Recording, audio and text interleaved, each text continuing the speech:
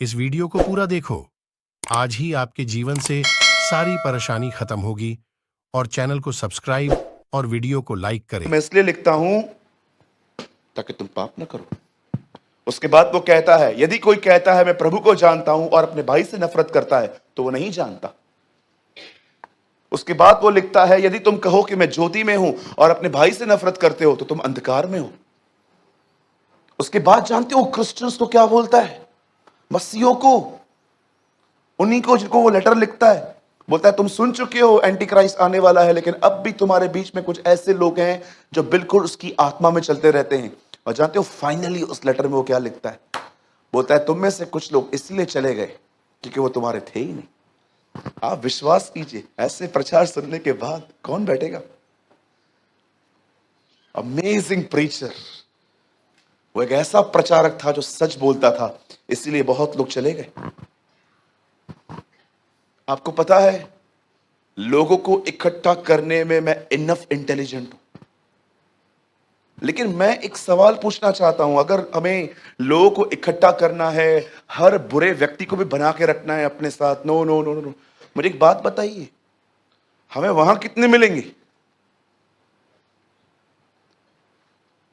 जब लोग आते हैं तो आपको जो बात करनी चाहिए तो ऐसी बात करनी चाहिए ताकि जो उसके हैं वो बने रहें। यहां पर लिखा गया है, यदि सचेत रहो, be careful, if your brother sin against you rebuke him. अगर तेरा भाई, जैसे इन दिनों में आपको ये सारी बातें सुनना पसंद नहीं है ना, आगे भी कुछ ऐसा ही होने वाला है। मैं आपको बताऊंगा, देखो आगे हुआ क्या। यीशु प्रचार कर रहा है, यदि तेरा भाई, मसीह भाई अगर कुछ गलत कर रहा है, अगर तेरी मसीह बहन कुछ गलत कर रही है तो तू उसे डांट। और उसके बाद क्या लिखा है? यदि पछताए तो, अच्छा न पछताए तो,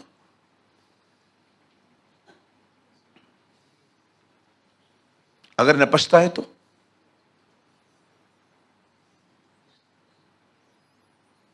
समझो आप किसको डांट रहे हो और वो नेगेटिव हो गया। होते ना नेगेटिव लोग।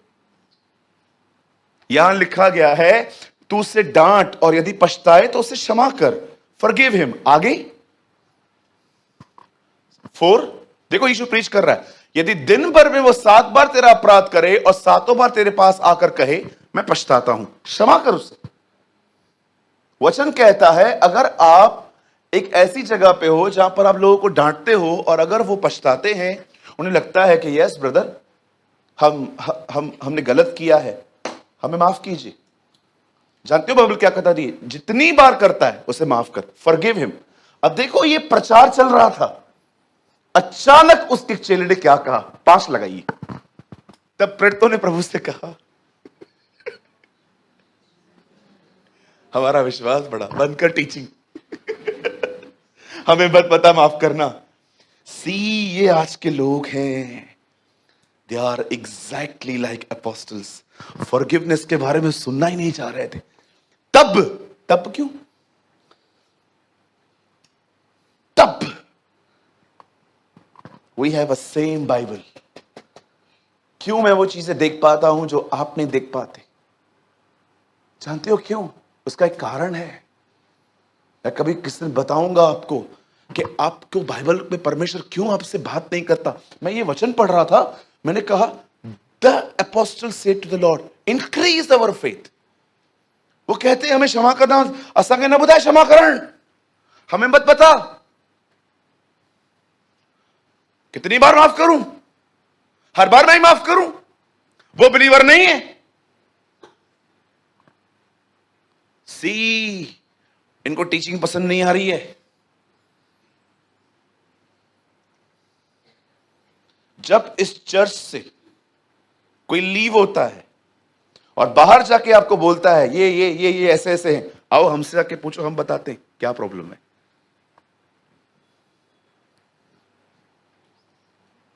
मुझे आज भी याद है, कुछ साल पहले जब हम आरकेटी में थे, आप सभी जानते हैं जो स्टार्टिंग से मेरे साथ में, हमने कभी बाइबल का स्टैंडर्ड नीचे नहीं किया।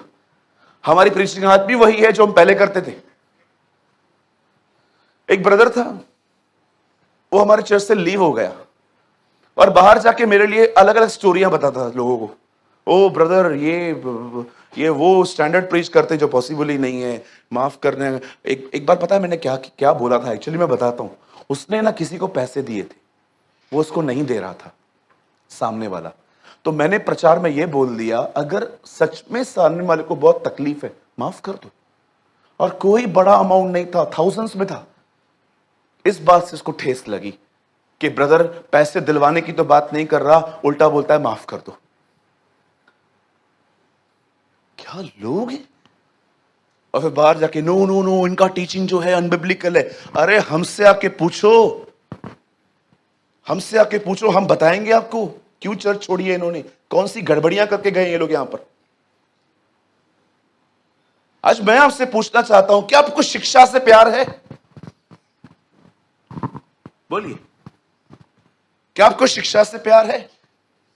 इनको नहीं है, बाद में हुआ होगा।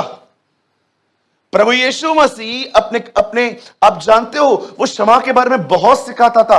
क्योंकि जानते हो क्या होता क्या है, देखिए, अगर देखो आपको किसने ठेस पहुंचाई, आपको किसी ने गंदे शब्द कहे और अब आपके अंदर कड़वाहट पैदा हो रही है, जानते हो प्रभु क्यों कहता है माफ कर? क्योंकि वो जानता है ये कड़वाहट आपको ही बीमार करेगी। वो आपके अच्छे के लिए कहता है। हमारे प्रभु के वचन में लिखा गया है, वह अपनी सारी आज्ञाएं हमारी भलाई के लिए देता है। क्या लगता है आपको, प्रभु ने आपको इतनी सारी आज्ञाएं क्यों दी हैं? आपको पता है पुराने नियम में कितनी कमांड्स हैं एक यहूदी के लिए? 600 से ज्यादा। टॉयलेट करने जाते थे ना, उसके लिए भी कमांड है बाइबल में कि जब तू जाए और टॉयलेट करे, उस टॉयलेट के ऊपर बट्टी फेंक। इतना परमिशन है। दाढ़ी कटवाने के भी नियम थे। तू अपने गाल के बाल मत मुंडाना। प्रॉपर्टी बेचने पर आज्ञाएं थी कि तू अपनी प्रॉपर्टी ऐसे नहीं बेच सकता। पहले तुझे खुदा से पूछना चाहिए, याजक बताएगा तुझे।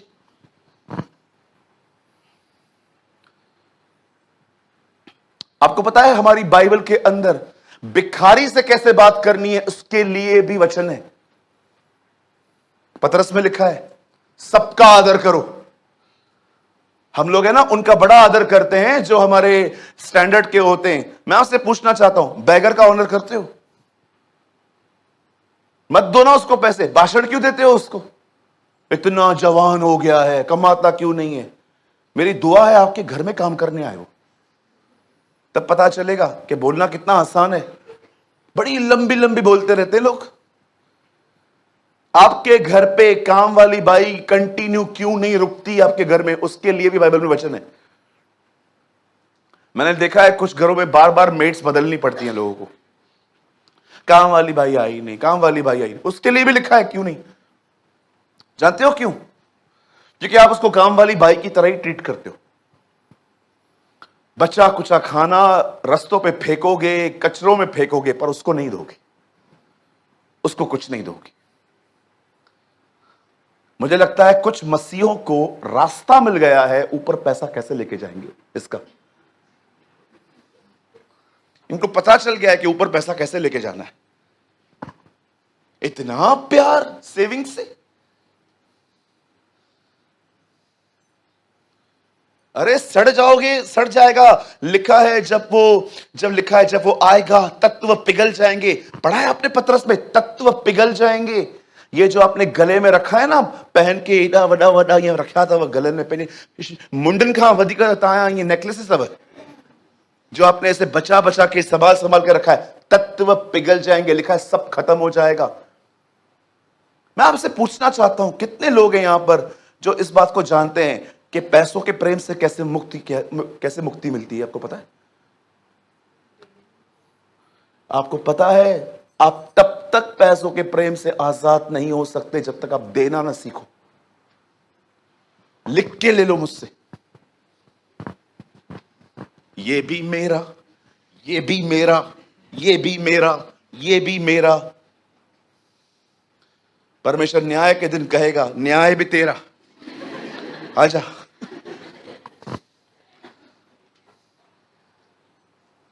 देते हो, लोगों की हेल्प करते हो? हाँ, आपको मैं एक अमेजिंग बात बताऊं हमारे चर्च की। एक परिवार ने हमारी चर्च क्यों छोड़ी, मैं आपको बताऊंगा ना, आपको बैठे बैठे हंसी आएगी।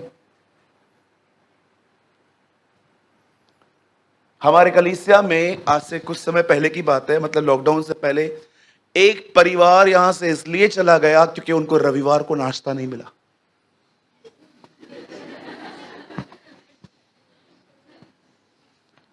मुझे उन्होंने मैसेज करके बोला, दे टोल्ड मी, हम नहीं आएंगे कलीसिया में। क्यों? जब आपको पता है इतने सारे लोग आते हैं तो आपको अच्छे से करना चाहिए। मुखिया चक्कर है, चक्कर है, मेरे को चक्कर आ गए।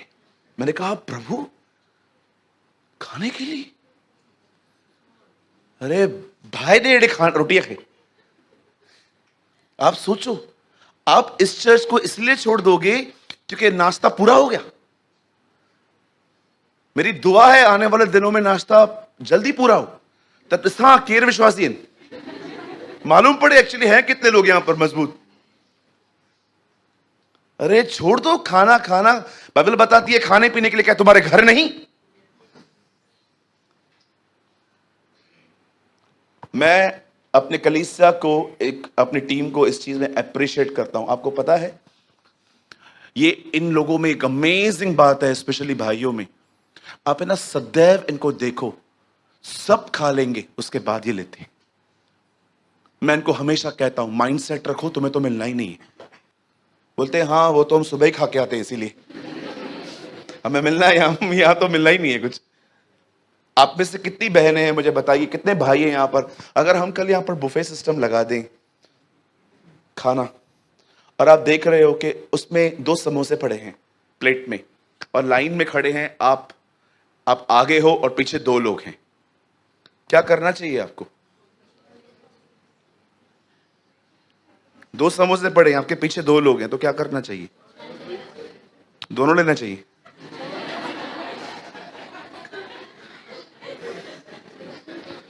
छोड़ देना चाहिए ना? क्या करना चाहिए?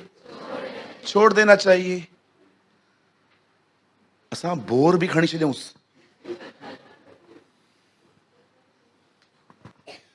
हमारा विश्वास बढ़ा, इंक्रीज अवर फेथ। भैया एक वचन ऊपर तो चले जाओ।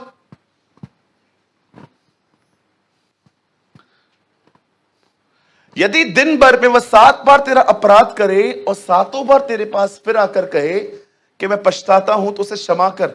अब ये पैराग्राफ यहां पर ल्यूक में हाफ लिखा है, मैं आपको बताता हूं ये वर्ड एक्चुअली कहा किसने। यीशु प्रचार कर रहे थे, जानते हो किसको चुभ रहा था? पतरस को पतरस और आंद्रियास का कुछ प्रॉब्लम था, ये घर में कुछ तो लफड़ा था, लगता है जॉइंट फैमिली थी, ये लोग एक ही घर में रहते होंगे। और पतरस सुन रहा था बैठ के, भाई को क्षमा कर, भाई को क्षमा कर, भाई को क्षमा कर। वो उधर आंद्रियास उधर ही बैठा होगा, ये चुप रही थी इसको बातें, जैसे आपको पता है चुपती है बातें क्षमा करने के ऊपर। और आखिर इसका दिमाग खराब हुआ, ये उठ के प्रभु के पास जाके बोलता है कितनी बार अरे कितनी बार माफ करूं? तब प्रभु कहता है एक दिन में तुझे 7 के 70 गुने 490 बार। मेरा एक सवाल है, 490 बार कोई गलतियां करता है क्या? कैसे हो सकता है एक ही दिन में पीटर भाई 490 बार गलती करे और बहन प्रार्थना उनको हर दिन कहे क्षमा क्षमा क्षमा क्षमा? मुझे लगता है बहन को बोर्ड बनाना पड़ेगा, सारा दिन जैसे वो आ जाए, ओ गलती हो गई, लिखा है क्षमा, फिर गलती हो गई, ये ले क्षमा क्षमा, 490 पर 490। इसका मतलब क्या है? तुम्हें क्षमा ही करते रहना है। अब ये चीजें पतरस को हजम नहीं हुई, मुझे लगता है ये वही है यही है वो। 5 लगाओ भैया। अब देखो वो क्या कहता है। तब प्रेरितों ने कहा इसमें पतरस भी है। अब वो कहता है ये शिक्षा बंद कर, ये उतर नहीं रही है। मैं आप में से भी कई लोगों को कहता हूं कि आपने सबको माफ कर दिया है। आपको पता है माफ करने का मतलब ये नहीं है कि आप उनको जाके गले मिलो, पर आपने उनके प्रति अपने अंदर नफरत और उनके अगेंस्ट में बोलना बंद कर दिया। That is forgiveness. समझो, आपको लग रहा है कि मुझे इसको माफ करना चाहिए, पर उसके अंदर कोई पछतावा नहीं है, कोई पछतावा नहीं है। आप जानते हो, आप उसको गले लगाओगे ना, आगे चल के, ये तो रॉकेट फूटा ना, आगे चल के बम फूटेगा, बम। ट्रस्ट मी, मेरे साथ ऐसा हुआ है। मैंने कई बार ऐसे लोगों को माफ कर दिया जिनके अंदर पछतावा भी नहीं था, और आपको पता है, मैंने खुद जाके उनको गले लगाया, आगे चल के उन्होंने मुझे और हर्ट किया। बाइबल में एक ही वचन है, सब जगहों पे लिखा गया है, ये करो, ये करो, ये करो, ये करो, ये करो, लेकिन एक ही वचन है जहां लिखा है अगर हो सके तो ये करो। जानते हो वचन क्या है? जहां तक हो सके मेल मिलाप करो। ऐसा क्यों लिखा है? ऐसा क्यों लिखा है? मेल मिलाप करना ही है, क्योंकि प्रभु को पता है हर मेल मिलाप सही नहीं है। समझो, आप एक बहन हो, किसी ने आपको चीट किया है, और मैं आपको कहता हूं माफ करो, माफ करो, बस माफी करो, हाँ, और कुछ मत करना, क्षमा करके भूलो। अब देखो, जब इन्होंने प्रभु से कहा ये टीचिंग बंद कर, ये हमें नहीं चाहिए, जैसे आप में से भी कुछ लोग सोचते होंगे कि नहीं नहीं ब्रदर, ये सब बातें मत बताओ, हमें बताओ हमारा काम कैसा होगा, बताओ गवर्नमेंट नौकरी कैसे मिलेगी, हमें बताओ हमारे घर का पहला माला ऊपर दूसरा माला कैसे बनेगा आखिर, है ना? अब देखो क्या कहता है। तब प्रेरितों ने प्रभु से कहा, हमारा विश्वास बढ़ा। अब हमारा प्रभु देखो कितना जेंटल है, वो जो फरमाइश करते हैं ना, अब देखो क्या बोलता है। Next word brother. प्रभु ने कहा, यदि तुमको राई के दाने के बराबर भी विश्वास होता तो तुम इस शहतूत के पेड़ से कहते कि जड़ से उखड़कर समुद्र में लग जा, तो वह तुम्हारी मान लेता।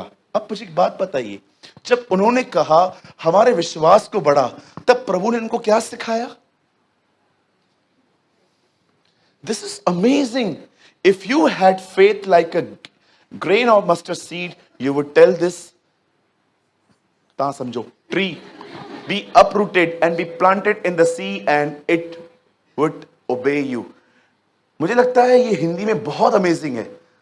मैंने 3-4 ट्रांसलेशन पढ़े, पर मुझे ऐसा लगा ये बड़ा अमेजिंग था, तो वह तुम्हारी मान लेता। चलिए मैसेज स्टार्ट कर रहा हूं, ओके? सामने देखिए। चेलों ने उसकी शिक्षा को बंद करवा के उसे कहा, हमारे विश्वास को इंक्रीज कर। तब उसने कहा कि तुम इस पेड़ को देखो और तुम इसे कहो, तब ये तुम्हारी बात मान लेगा। मुझे बताइए, विश्वास इस तरह कैसे बढ़ता है? उन्होंने ये नहीं कहा हमें विश्वास दे, उसने कहा हमें बढ़ा। आप में से हर एक के पास विश्वास है, पर कितना है कि आप में से हर एक का फेथ इंक्रीज हो रहा है, इंक्रीज। अब सदैव याद रखना, भजनकार भजन संहिता 5 में कहता है, तेरे लोग तुझ पर भरोसा करने के कारण आनंदित रहते हैं। जब विश्वास बढ़ता है, जॉय बढ़ता है। जब विश्वास कम होता है, जॉय कम होता है। आपको कैसे पता चलता है कि आपका विश्वास बढ़ रहा है? आप में प्रभु के प्रति खुशी बढ़ेगी, आप आनंदित होंगे, आप जॉयफुल होंगे, क्योंकि फेथ बढ़ रहा है। जब फेथ बढ़ता है ना, तो डिप्रेशन नहीं रहता, डिस्करेजमेंट नहीं होती। जानते हो, भजन संहिता में लिखा है ये वचन, मैं आप आराम से घर जाके 5 अध्याय पढ़ लेना, भजनकार जबूर पढ़ लेना, वहां लिखा है, तेरे लोग तेरे कारण, तुझ पे भरोसा करने के कारण आनंदित रहते हैं। कैसे होता है ये बताइए? प्रभु के चेले कहते हैं, तेरा अगर हमें हमारे विश्वास को बढ़ा, वो कहता है तुम कहो, इससे कैसे फेथ इंक्रीज होगा? कभी आपने इस वर्ड को अच्छे से पढ़ा है? अगर आप अब तक भी कुछ कैच नहीं कर पाए हो, मैं आपको फिर से कहता हूं, वह शिक्षा दे रहा था माफ करने के ऊपर, और उसके चेलों ने कहा हमारे विश्वास को ग्रो कर। तब वो कहता है तुम्हें बोलना चाहिए इन चीजों से, इससे फेथ कैसे इंक्रीज होगा? ओ, कुछ मैंने सीखा इसके ऊपर। जानते हो फेथ कैसे इंक्रीज होता है? सुनिए, आप सब अपने जीवन में कुछ आशा लगा के बैठे हैं कि परमेश्वर ये मेरे लिए करेगा, और यस वो करेगा। आमेन, वो करेगा। बाइबल बताती है जो तुम्हारी आशा है उसे अंगीकार करो। यह भी एक अंगीकार है। जानते हो विश्वास कैसे बढ़ेगा? जो आप होप रखते हो ना, वो कहो। जैसे आप कहोगे खुदा काम करेगा, इससे फेथ बढ़ेगा। लिसन, विश्वास ऐसे नहीं बढ़ता, विश्वास परमेश्वर को कार्य करते देखकर बढ़ता है। जब आप कन्फेस करोगे खुदा कुछ करेगा, उसके उस कार्य को देखकर आपका फेथ इंक्रीज होता है। विश्वास ऐसे नहीं आता। आज बहुत सारे जो लोग हैं ना, वो परमेश्वर को बाहर काम करते हुए क्यों नहीं देखते? क्योंकि वो अपनी आशा को अंगीकार नहीं करते, वो कन्फेस नहीं करते। मैं प्रभु से कह रहा था, प्रभु फेथ ऐसे इंक्रीज होता है। यस सूरज, तेरे अंदर जो होप है ना, उसे बोल। तू जैसे कहेगा ना, ये एक डिवाइन प्रिंसिपल है। परमेश्वर तेरे विश्वास के साथ कार्य करता है। जैसे तू कहेगा ना, परमेश्वर कार्य करेगा। उसके कार्य को देखकर तेरा फेथ इंक्रीज होगा। आज मैं आपसे पूछना चाहता हूं, जो आप देखते हो, जो आप होप रखते हो, उसे लेके सिर्फ रोते रहते हो, मुझे पता है तू करेगा। सिर्फ यही करते रहते हो कि उसे कन्फेस करते हो? कितने लोग हैं मुझे बताइए, इन दिनों में आपने स्कूल ज्वाइन की है कि हर दिन आप बोलते हो, हर दिन, अरे अपने नॉन क्रिश्चियन हस्बैंड के बारे में सारा दिन उल्टी सीधी बातें करने से अच्छा है उसके लिए कुछ कन्फेस करो। तुम्हें क्या लगता है, किसको मानते हो जो कन्फेस नहीं कर पाते हो? तुम पता भी है वो कौन है। उसने वादा किया है, तू पानी से होके गुजरेगा, पानी तुझे डुबो न सकेगा। तू आग से जाएगा, आग तुझे जला न सकेगी। पहाड़ तुझे ढाक न सकेंगे। क्यों? क्योंकि मैं तेरे साथ हूं। किसके आप क्यों कन्फेशन नहीं कर पाते? क्योंकि आप परमेश्वर से जुड़े हुए व्यक्ति नहीं हो। आप रविवार रविवार मीटिंग अटेंड करने वाले लोग हो। मैं उस दिन पढ़ रहा था कैसे दाऊद ने जब गोलियत को देखा, जब उसने उसको देखा, उसके अंदर एक होप थी, उसके अंदर एक फेथ था कि ये मेरे हाथों चढ़ जाएगा, आज मैं इसको मार दूंगा।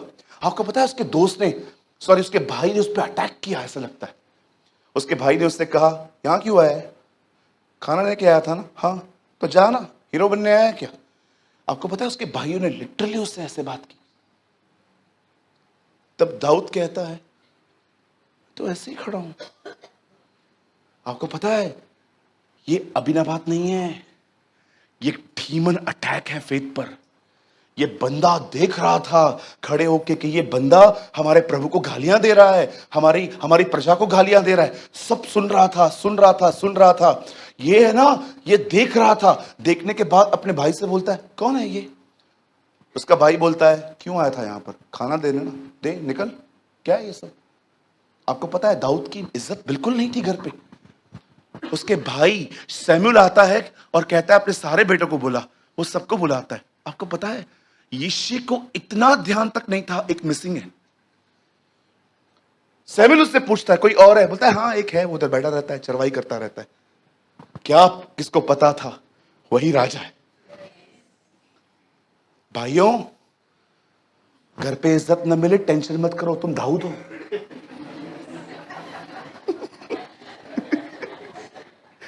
कभी भी आज के बाद तुम्हारे घर पे तुम ऐसे बोलो और तुम्हारी कोई सुने भी नहीं, डांस करो, विश्वास करो तुम दाऊद हो। यीशु ने कहा, नबी को घर पे छोड़ हर जगह आदर मिलेगा। ठीक है, सेट योर माइंड।